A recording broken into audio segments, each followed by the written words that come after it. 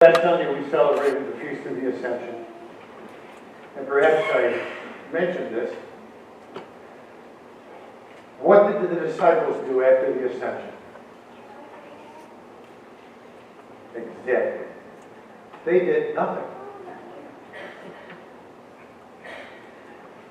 As you heard in that first reading, they were gathered in that room behind closed doors. It doesn't articulate this specifically, but they were lost. What are we supposed to do?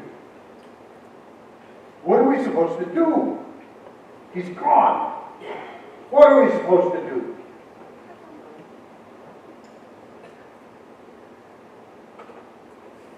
I suppose it was pretty terrifying for a moment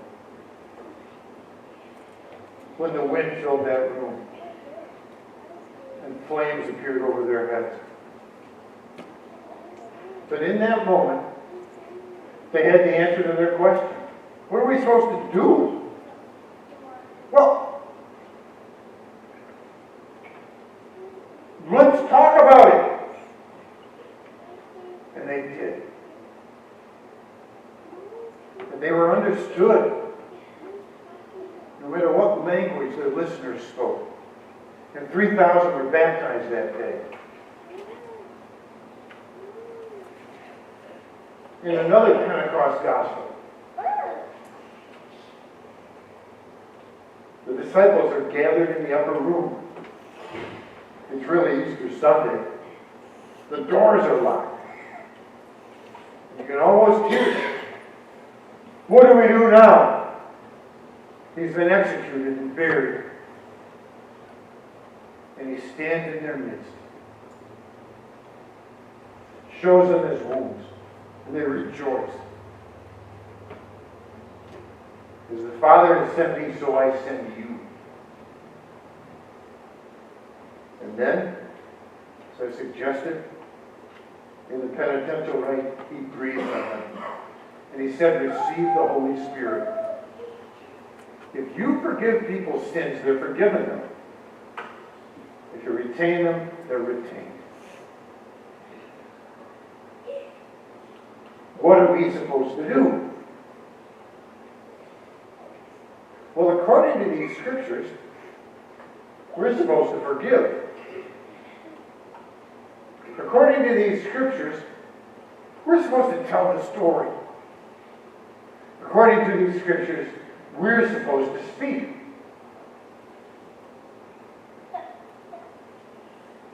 Come, O Holy Spirit. What should I do?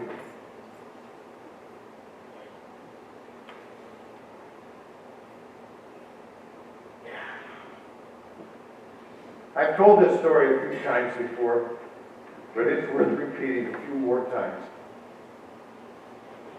There we were at the end of a reconciliation service some years ago, and this elderly priest was kind of moaning and groaning. And he said to me, you know, sometimes these old people come to confession. Bless me, Father, for I have sinned. Well, I haven't really done anything.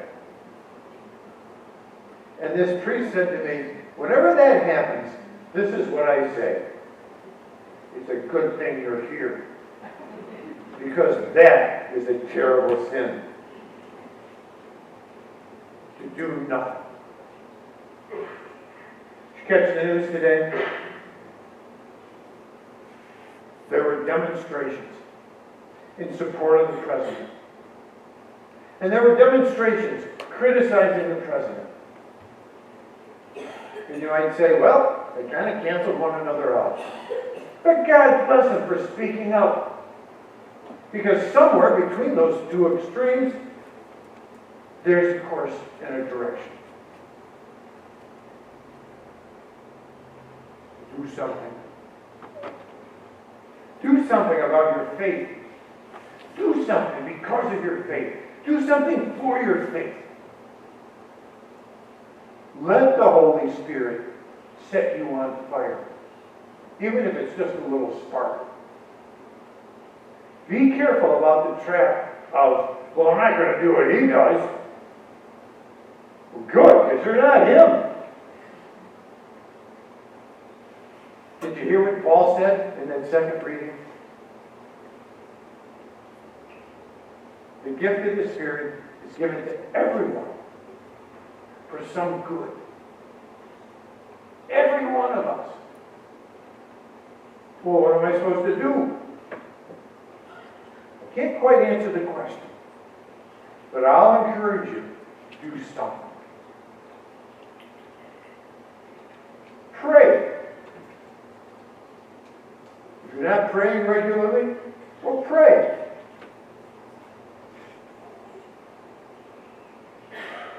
Contact somebody who might be lonely. Here's a good one. Somebody dies, go to the funeral home. Here's the thing about funeral homes. If you're a little bit uncomfortable, you don't know what to say. Having dealt with the death of both of my parents, I can tell you this. A lot of people came through those funeral homes. I remember only one thing that somebody said. And frankly, I thought it was a little bit silly. That's why I remember it. What I remember is they came. You just show up. They didn't know what to do. They just didn't know what to do.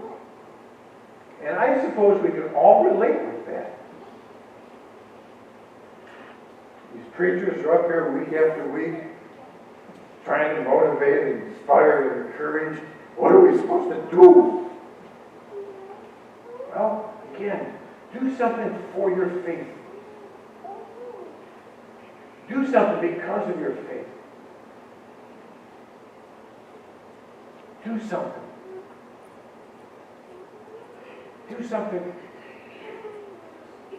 Do something because you love him. Do something because he loves you.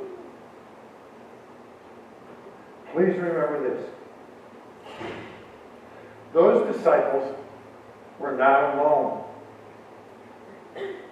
And we're not going to build our faith alone. It's very, very intimate. It's very personal. But we come together like this as a reminder that we're in this together. As a reminder that we're here for one another. As a reminder that when we go out, we're not alone.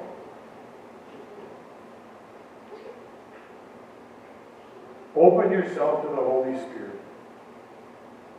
I confess, you can be sure that the Holy Spirit will make things a little uncomfortable.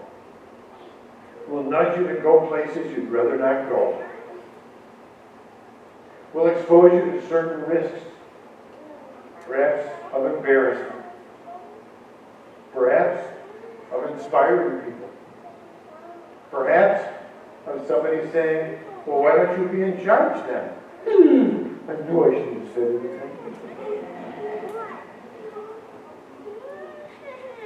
Come, Holy Spirit. Come, Holy Spirit. Blow like a wind through all of us. Come, Holy Spirit. Set us on fire. Come, Holy Spirit, use us. Give us the courage to do what you're calling us to do. May God bless us all.